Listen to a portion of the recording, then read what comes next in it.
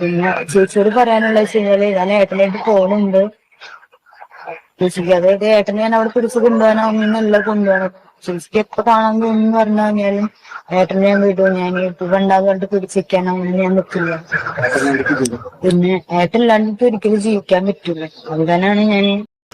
Hello friends, ഇന്നലെ നമ്മളെല്ലാവരും ഒന്ന് ഞെട്ടിയതാണല്ലേ. കാരണം മറ്റൊന്നല്ല, സ്വന്തം ചേച്ചിയുടെ ഭർത്താവുമായിട്ട് ഒളിച്ചോടുന്ന ആ ഒരു അനിയത്തിയുടെ കഥ കേട്ടിട്ടാണ് നമ്മളൊക്കെ ഇന്നലെ ഒന്ന് ഞെട്ടിയതില്ല. ആ ഒരു സംഭവത്തിന് ശേഷം അവർ സത്യം പറഞ്ഞു കഴിഞ്ഞാൽ അത്രയും എയറിലാണ്. ആ ഒരു എയറിൽ നിന്ന് ഇറങ്ങാനുള്ള ഒരു ടൈം അവർക്ക് കിട്ടിയിട്ടില്ല എന്ന് വേണം പറയാൻ. ആ ഒരു ലൈവിൽ കിടന്നിട്ടുള്ള അവരുടെ ഓരോ കോപ്രായങ്ങളൊക്കെ കണ്ടിട്ട് സത്യം പറഞ്ഞ ആളുകൾ എല്ലാവരും ആ ഒരു വീഡിയോ, സോഷ്യൽ മീഡിയ മൊത്തം ആ ഒരു വീഡിയോ ഏറ്റെടുത്തിട്ട് ഇപ്പോൾ പങ്കുവെച്ചുകൊണ്ടിരിക്കുകയാണ്. അത്രയും എയറിലാണ് ഇപ്പോൾ അവർ രണ്ടുപേരും ഇരിക്കുന്നത്. പക്ഷേ ഈ ഒരു എയറിൽ നിന്ന് ഇറങ്ങാൻ അവർക്ക് ഒട്ടും താല്പര്യമില്ലാന്ന് തോന്നുന്നുണ്ട്. കാരണം അതുകൊണ്ട് തന്നെയാണ് ഒരു അടുത്ത വീഡിയോ ആയിട്ട് ഇതിൻ്റെ ഈ ഒളിച്ചോട്ടത്തിൻ്റെ ഒരു സെക്കൻഡ് പാർട്ട് വീഡിയോ ആയിട്ട് അവരിത് വീണ്ടും വന്നിട്ടുണ്ട്. അതിലെന്താണ് പറയുന്നത് കൂടി നമുക്കൊന്ന് കേൾക്കാം. ഒരു വീഡിയോ എടുക്കാൻ കാരണം എന്താ വെച്ച് കഴിഞ്ഞാല് ഇതിന്റെ മുന്നേ ഒരു വീഡിയോ എടുത്തിട്ടുണ്ടാവും. അത് എനിക്ക് ചെക്കൻ്റെ വിഷ്ണുവിന്റെ വീട്ടിൽ നിന്ന് ഡ്രസ്സ് കൊടുന്ന അന്നാണ് ഞാൻ വീഡിയോ എടുത്തിട്ടുണ്ടായത്. ഞാൻ ഈ വീഡിയോ എടുക്കാൻ കാരണം എന്താ വെച്ച് കഴിഞ്ഞാല് ഞങ്ങള് പോവാണ്, ഈ തിങ്കളാഴ്ച പോകും. കാത്തിരുന്ന് എന്തുകൊണ്ടാ വെച്ച് കഴിഞ്ഞാൽ എന്റെ സാലറി കിട്ടാൻ വേണ്ടിട്ടായിരുന്നു. സാലറി കിട്ടേണ്ട ആ ഒരു ഡേറ്റ് വരെ വെയിറ്റ് ചെയ്തിരിക്കുകയായിരുന്നു. അപ്പൊ അതുവരെ പിടിച്ചു നിൽക്കുകയാണ് ശരിക്കും. ഇത് കിട്ടിക്കഴിഞ്ഞാല് ഞങ്ങൾ പോകും. പിന്നെ ഇതിന്റെ പേരിൽ ആരും ഞങ്ങൾ അന്വേഷിച്ച് വരാനാണ് ഒന്നിനും നിൽക്കരുത്. കാരണം എനിക്ക് എന്റെ ഇഷ്ടമുണ്ട്. എനിക്ക് 22 വയസ്സായിട്ട് എനിക്ക് എന്റെ ഇഷ്ടത്തിനനുസരിച്ച് ജീവിക്കാനാണ് എനിക്ക് താല്പര്യം. ഞങ്ങൾ പോയി കഴിഞ്ഞാൽ ആരും ഞങ്ങളെ അന്വേഷിക്കാനോ ഒന്നിനും വരരുത്. എനിക്ക് എന്റേതായ ഇഷ്ടം കാര്യങ്ങളുണ്ട്. ഞങ്ങൾ അന്വേഷിച്ച് പിടിച്ചിട്ട് ഞങ്ങൾ പോകണം. അപ്പോ ഇതിന്റെ പിന്നിൽ കഴിഞ്ഞാൽ ആരും ഞങ്ങൾ അന്വേഷിക്കാൻ പിടിക്കാനേ വരരുത്. പിന്നെ ചേച്ചിയോട് പറയാനുള്ള വെച്ച് കഴിഞ്ഞാല് ഞാൻ ഏട്ടനായിട്ട് പോകുന്നുണ്ട്.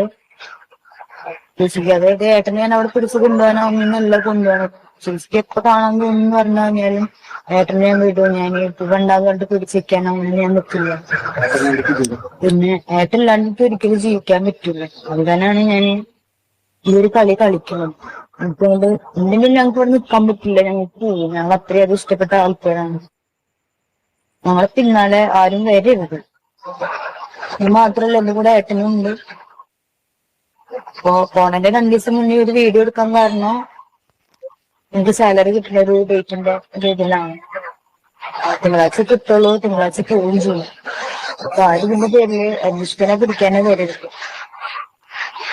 ഏട്ടൻ എന്റെ കൂടെ ഉണ്ട്. ഞങ്ങൾ അത്രയും സ്നേഹിക്കുന്ന ആൾക്കാരാണ്. എനിക്ക് വീഡിയോ കാണുമ്പോഴായാലും ഞങ്ങൾ പോവാൻ കാരണം തന്നെ അത്രയധികം ഇഷ്ടപ്പെട്ട കാരണമാണ് ഞങ്ങൾ പോകുന്നത്. ആരിതിന്റെ പേരിൽ അന്വേഷിക്കാനോ പിടിക്കാനോ വരരുത്. 19 വയസ്സ് മുതൽ തുടങ്ങിയിട്ടുള്ള ഇഷ്ടം എനിക്ക് 22 വയസ്സിൽ കളിക്കാനാണ് പറയണത്. ആരും വിളിച്ചാലും ശരി, അന്വേഷിക്കാൻ വന്നാലും ശരി, ഒരിക്കലും ഏട്ടനൊക്കെ പോകുന്നില്ല. ഏതൊരു കേസ് കോടതിയിലായാലും എനിക്ക് പറയാനുള്ള കാര്യങ്ങൾ ഞാൻ പറഞ്ഞു. ആഹാ, അടിപൊളി. അപ്പോൾ ഇന്നലെ അവർ അതായത് ഒളിച്ചോടിയിട്ടില്ല, ഒളിച്ചോടാനുള്ള പ്ലാനിങ്ങും കാര്യങ്ങളൊക്കെ നടത്തിയിട്ടുള്ളൂ. അതിന് മുന്നേ ഒന്ന് നാട്ടുകാരെയും വീട്ടുകാരെയൊക്കെ ഒന്ന് അറിയിക്കാമെന്ന് കരുതിയിട്ടാണ് അവർ ലൈവ് ഇട്ടത്. അതായിരുന്നു ഇപ്പോൾ അവരുടെ ഒരു മനസ്സിലിരിപ്പ്. ഇപ്പോൾ എല്ലാവർക്കും മനസ്സിലായില്ലേ? അതായത് ഇവരെ ആരെയും അറിയിക്കാതെ ഒളിച്ചോടി ജീവിക്കാൻ ഒട്ടും ആഗ്രഹിക്കാത്ത 2 ആളുകളാണ്.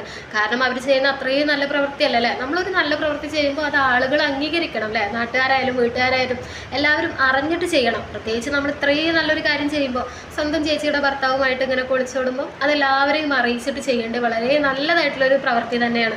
അപ്പം അതിങ്ങനെ ആരും അറിയിക്കാതെ നമ്മൾ പോകുന്നത് തെറ്റല്ലേ. അതുകൊണ്ട് ഇന്നലെ ഒരു ലൈവ് ഇട്ടിട്ട് അവർ ഏകദേശം എല്ലാ ആളുകളെയും ഇന്ന് അറിയിച്ചിട്ടുണ്ട്. ഇപ്പോൾ കേരളത്തിൽ ഇത് അറിയാത്ത ആളുകൾ ചുരുക്കമായിരിക്കും.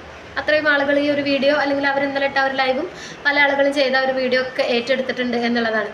അപ്പോൾ അവർക്ക് അത്രയും വൈറലായ പോരാ, അവർക്ക് കുറച്ചും കൂടി വൈറലാവണം എന്ന് അവർക്കൊരു ആഗ്രഹമുണ്ട്. അതുകൊണ്ട് തന്നെയാണ് ഈ ഒരു സെക്കൻഡ് പാർട്ടായിട്ട് അവർ വന്നിട്ടുള്ളത്. അപ്പോൾ ഇതിൽ പറയുന്നുണ്ട് ഒരു കാര്യം എന്ന് വെച്ച് കഴിഞ്ഞാൽ, ഞങ്ങൾ ഇന്നലെ പോയിട്ടില്ല. ഇന്നലെ പോകാത്തതിൻ്റെ കാരണം എന്ന് പറയുന്നത്, എനിക്ക് 2 ദിവസം കൂടി കഴിഞ്ഞാൽ സാലറി കിട്ടാനുണ്ട് ആ ഒരു പെൺകുട്ടിക്ക്. ആ ഒരു സാലറി കിട്ടിയതിന് ശേഷമാണ് ഞങ്ങൾ പോവുള്ളൂ എന്ന്. അതായത് അവൻ്റെ കയ്യിൽ ഒട്ടും പൈസ ഇല്ല എന്നുള്ളതല്ലേ അതിൻ്റെ ഒരു അർത്ഥം അല്ലേ. അപ്പം നിൻ്റെ കയ്യിൽ പൈസ ഉണ്ടായിട്ട് വേണം നിനക്ക് ഒളിച്ചോടാൻ വരെ. അപ്പോൾ ഇപ്പോൾ എല്ലാ കാര്യത്തിനും ആൺകുട്ടികളായാലും പെൺകുട്ടികളായാലും ആരെങ്കിലും ഒരാളുടെ കയ്യിൽ പൈസ ഉണ്ടായാൽ മതിയല്ലോ ഒളിച്ചോടാൻ വേണ്ടിയിട്ട്. അപ്പോൾ ആ ഒരു പൈസക്ക് വേണ്ടിയിട്ടാണ് ഇപ്പോൾ വെയിറ്റിംഗ് എന്നാണ് പറയുന്നത്. പിന്നത്തെ ഒരു കാര്യം, ഇപ്പം ഇവർ കഴിഞ്ഞൊരു വീഡിയോ ഇട്ടപ്പോൾ നമുക്ക് എല്ലാവർക്കും ഉണ്ടായിരുന്ന ഒരു സംശയമാണ്, ഇവർ എത്ര കാലമായിട്ടുണ്ടാവും പ്രണയിക്കൽ എന്നൊക്കെ തുടങ്ങിയിട്ട്. ആ ഒരു ചോദ്യത്തിനുള്ള ഒരു മറുപടി ഇപ്പോൾ ഒരു പെൺകുട്ടി തന്നെ പറഞ്ഞിട്ടുണ്ട്. അതായത് ഇവർ 19ാമത്തെ വയസ്സിൽ, ആ ഒരു പെൺകുട്ടിയുടെ 19ാമത്തെ വയസ്സിലാണ് ഇവർ പ്രണയത്തിലായത്. ഇപ്പോൾ ഏകദേശം 25 വയസ്സോളമായി. ഇപ്പം ഇത്രയും വർഷം നീണ്ടു നിന്നിട്ടുള്ള ഒരു ദിവ്യമായിട്ടുള്ള ഒരു പ്രണയം തന്നെയാണ്. അതത്ര കുറച്ചിലായിട്ട് കാണേണ്ടതൊന്നുമില്ലല്ലേ. അത്രയും നല്ലൊരു പ്രണയം തന്നെയാണ്, ദിവ്യമായിട്ടുള്ള ഒരു പ്രണയം. അവർ പിന്നെ എടുത്ത് പറയുന്നത് അത്രയും ആത്മാർത്ഥമായിട്ടുള്ള പ്രണയം. ശരിയാണത്, അത്രയും ആത്മാർത്ഥമായിട്ടുള്ള പ്രണയം. ഇങ്ങനെ ഒന്ന് ആത്മാർത്ഥമായിട്ട് ചിലപ്പോൾ ആർക്കും പ്രേമിക്കാൻ പറ്റിയെന്ന് വരില്ല അല്ലേ. സ്വന്തം ചേച്ചിയുടെ ഭർത്താവിനൊക്കെ നമുക്ക് ആർക്കെങ്കിലും ആത്മാർത്ഥമായിട്ട് സ്നേഹിക്കാൻ പറ്റുമോ? എനിക്ക് തോന്നുന്നില്ല ഈ ഒരു പെൺകുട്ടിയുടെ അത്ര നമുക്ക് ആർക്കും അത്ര ആത്മാർത്ഥമായിട്ട് സ്വന്തം ചേച്ചിയുടെ ഭർത്താവിനൊക്കെ സ്നേഹിക്കാൻ പറ്റുന്നു. അതെന്തായാലും നിൻ്റെ അത്രയും ആത്മാർത്ഥമായിട്ടുള്ള ഒരു പ്രേമം തന്നെയാണ് അതിൽ ആരും ഇനി ഒരു കുറ്റവും പറയില്ല. അപ്പം നീ പേടിക്കണ്ട.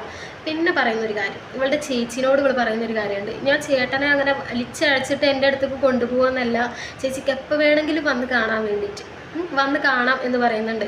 നീ ചേച്ചിയുടെ വല്ല ഡ്രസ്സോ അല്ലെങ്കിൽ വല്ല ഓർണമെൻറ്റ്സോ അല്ലെങ്കിൽ വേറെ എന്തെങ്കിലും സാധനമാണോ എടുത്തുകൊണ്ട് പോകുന്നത് ചേച്ചിക്ക് ആവശ്യമുള്ളപ്പോൾ വന്ന് കാണാനും ആവശ്യമുള്ളപ്പോൾ കൂട്ടിക്കൊണ്ടുപോകാനൊക്കെ വേണ്ടിയിട്ട്?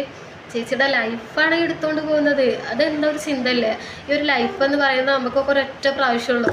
ആ ഒരു ലൈഫ് എടുത്തുകൊണ്ട് പോയിട്ട് ഇനിയും അത് ഇങ്ങനെ ഇടയ്ക്കിടയ്ക്കൊക്കെ വന്ന് കണ്ടുപോകാന്നൊക്കെ പറയണത് എത്ര നിസ്സാരമായിട്ടാണ് പറയണത് അല്ലേ. അത്രേ ഉള്ളൂ. ഇവർ ലൈഫിനെ വളരെ ഒരു സില്ലി ആയിട്ട് കാണുന്നതുകൊണ്ടാണ് ഇത്തരത്തിലുള്ള കാര്യങ്ങളൊക്കെ കാട്ടുന്നത്.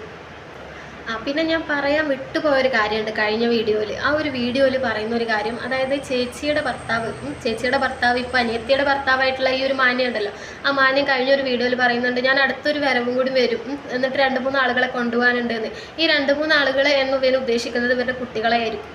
ഒരിക്കലും നിനക്ക് ആ ഒരു കുട്ടികളെ വിട്ടു തരാൻ പോകുന്നില്ല. നീ അത് കണ്ടിട്ട് അല്ലെങ്കിൽ ആ ഒരു കാര്യത്തിന് വേണ്ടിയിട്ട് പ്ലാൻ ചെയ്തിട്ട് വീണ്ടും ഈ നാട്ടിലേക്ക് വരാൻ നിൽക്കണ്ട. നിനക്കൊരിക്കലും ആ വീട്ടുകാരോ ആ ചേച്ചിയോ നിനക്കൊരിക്കലും ആ ഒരു കുട്ടിയെ വിട്ടു തരില്ല. എന്തിനാണല്ലോ സ്വന്തം കൂടപ്പുറപ്പായിട്ട് പോലും കാണാൻ പറ്റാതെ നീ പിന്നെ കുട്ടികളെ ആ ഒരു കണ്ണിൽ കാണുന്നു ഒരിക്കലും ഉറപ്പില്ല. മറ്റൊരു രീതിയിൽ തന്നെയായിരിക്കും കാണുക. അപ്പോൾ ആ കുട്ടികളെ നിനക്ക് വിട്ടു തരുമെന്ന് നീ ഒരിക്കലും പ്രതീക്ഷിക്കണ്ട. ആ ഒരു പ്രതീക്ഷയിൽ തിരിച്ചു വരും വേണ്ട.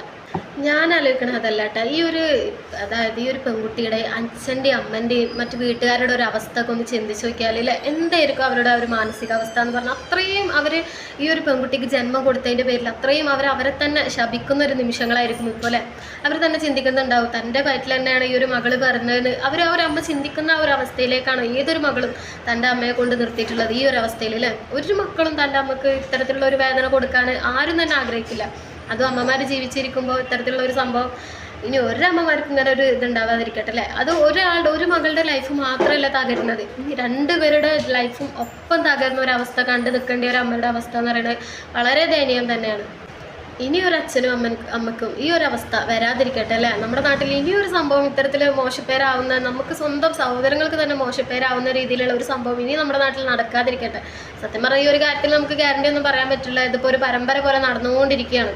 ഇനിയിപ്പോൾ ഇതിൻ്റെ പിന്നിൽ എന്താണ് നാളെ നമ്മൾ നെട്ടിക്കാൻ പോകുന്നത് നമുക്ക് സ്വപ്നത്തിൽ പോലും ഊഹിക്കാൻ പറ്റാത്ത കാര്യമായിരിക്കും ചിലപ്പോൾ നാളെ നമ്മൾ നെട്ടിക്കാൻ പോകുന്ന വാർത്ത എന്ന് പറയുന്നത്. എന്തായാലും ആ ഒരു അച്ഛനും അമ്മക്കും ഇത് താങ്ങാനുള്ള ഒരു മനക്കരുത്ത് ഉണ്ടാവട്ടെ എന്ന് പ്രാർത്ഥിക്കുകയാണ് അല്ലേ. ആർക്കാണ് സഹിക്കാൻ പറ്റുക നമ്മുടെ സ്വന്തം മക്കൾ ഇത്തരത്തിലുള്ള എന്താ പറയുക തോന്നിവാസം തന്നെ വേണം ഇതിന് പറയാൻ വേണ്ടിയിട്ട്. ഒരു കുത്തിക്കഴപ്പ് അല്ലേ, അത്തരത്തിലുള്ള കാര്യങ്ങളാണ് ഇവർ കാട്ടിക്കൂട്ടുന്നത്. നമുക്ക് ഇത്രയും ഇതിന് മോശമായിട്ടുള്ള രീതിയിലൊന്നും നമുക്ക് സംസാരിക്കാൻ വരില്ല. അതുകൊണ്ടാണ് പല ആളുകളും വളരെ മോശമായിട്ടുള്ള രീതിയിൽ ഇത്തരം കാര്യങ്ങളൊക്കെ വിളിച്ച് പറയുന്നുണ്ട്. പക്ഷെ നമുക്ക് നമ്മുടേതായ ഒരു സംസ്കാരം അതിൽ നിന്നിട്ട് പറയാം. പക്ഷേ ഇവരെ പ്രവൃത്തി കാണുമ്പോൾ വളരെ മോശമായിട്ടുള്ള രീതിയിൽ സംസാരിക്കാൻ തോന്നുന്നുണ്ട്. പക്ഷെ നമുക്ക് ഓരോ ലിമിറ്റ് ഉണ്ടല്ലോ, അതിൽ നിന്നിട്ടല്ലേ നമുക്ക് എല്ലാവർക്കും സംസാരിക്കാൻ കഴിയുള്ളൂ അല്ലേ. എന്തായാലും ഈ ഒരു പാർട്ട് 2 ഇതിലൂടെ അവസാനിക്കട്ടെ എന്ന് വിചാരിക്കണു. ഇനി പാർട്ട് 3 ആയിട്ട് അവർ വരുമോ ഇല്ലയെന്ന് നമുക്ക് പറയാൻ പറ്റില്ല.